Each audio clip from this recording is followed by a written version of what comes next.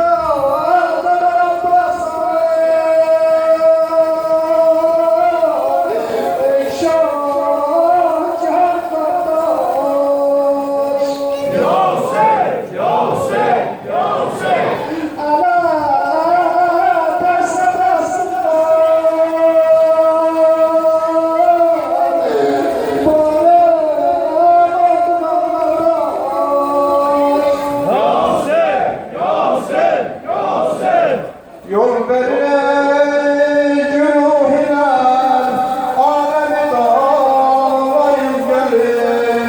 Nazlı bazım sekineme, derdini deyip gelir.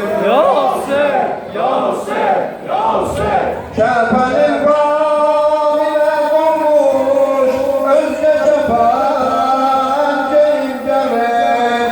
Değmeye bir zaman gelir, yaramı bağlayıp gelir.